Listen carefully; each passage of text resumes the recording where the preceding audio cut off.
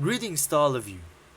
We are from grade 11 St. Monica, and we are going to tackle about St. Thomas Aquinas' 5 proofs of God's existence. But before we jump into our main agenda for this video, who is St. Thomas Aquinas? Why is he relevant? And why did he come up with 5 proofs of God's existence? Well, according to our research, St. Thomas Aquinas is an Italian philosopher. He is recognized by the Roman Catholic Church as its foremost Western philosopher and theologian. He produced an in-depth synthesis of Christian theology and Aristotelian philosophy that makes him the greatest scholastic philosopher. Aquinas did believe in God, but as a philosopher, he think that it was important to have an evidence for your beliefs, which is actually true. That is why, to answer the question about God's existence, St. Thomas Aquinas constructed 5 proofs or evidence that would prove God's existence. Among the 5 evidence of Aquinas, 4 of them are considered as a cosmological argument, or an argument that can prove by facts about the universe to the existence of God. The first out of 5 argument of Aquinas for the existence of God is the argument for motion. Thomas' first proof involves the evidence of motion. He believed that movement is caused by movers, or in other words, everything that is currently in motion will move when it was moved by someone or something. Therefore, whoever is moved must be moved by another. With that being said, someone or something must have started the motion in the first place. According to Aquinas, God was the unmoved mover, pretty similar to Aristotle's prime mover. Therefore, it is necessary to arrive at the first mover but moved by no other, and that is God.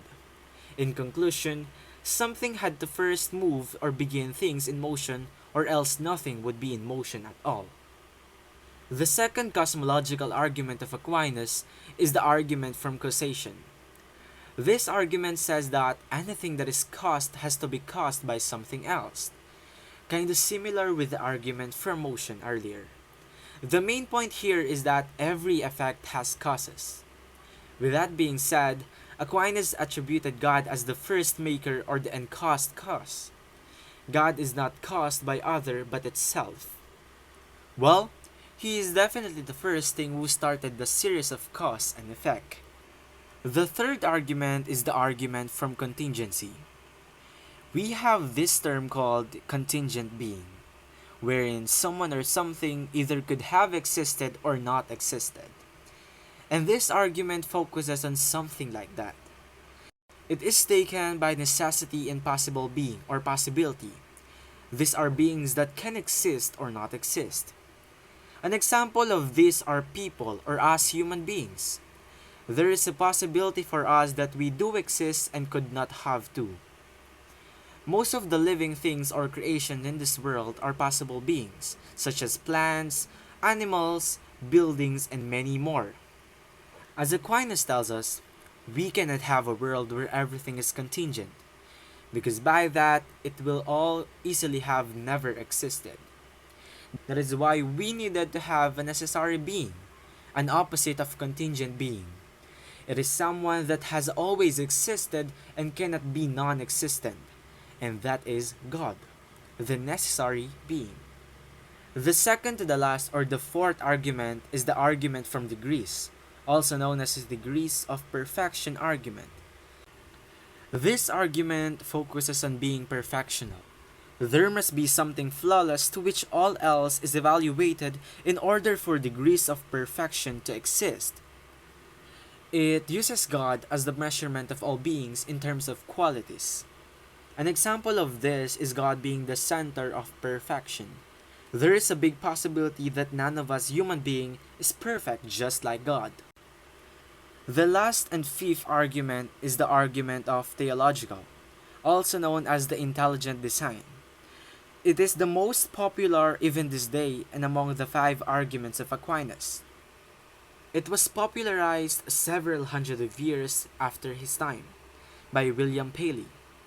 Paley continued his analogy by comparing a watch to a living organism. In the complex of the body, heart, and lungs working together, so Paley say that there must be a creator, just like in the watch, there is a creator. For example, a glass was created with a particular teleology in mind, and it was designed to hold the liquid inside without leaking. So, it was perfectly designed for a particular function. In addition to this, God is defined as the director of all actions and processes, or God as the grand designer. To conclude this presentation, a lot of philosophers are not impressed by Aquinas' ideas of God's existence. They think that it doesn't prove any existence of any God. So if you can recall the argument that we have discussed earlier, you can clearly identify that most of the argument talks about a starting point, or something or someone that should started the progress from a movement that is caused by a mover and an effect that is caused by any cost. It is on us if we will accept the argument of Aquinas. Hence, all of us believe with the conclusion that God truly existed. And this is the true meaning of philosophy: to rethink and engage with argument to have a broad understanding. Thank you for listening on our report. I hope you understand and learn some things that you haven't learned before. Salamat and be safe.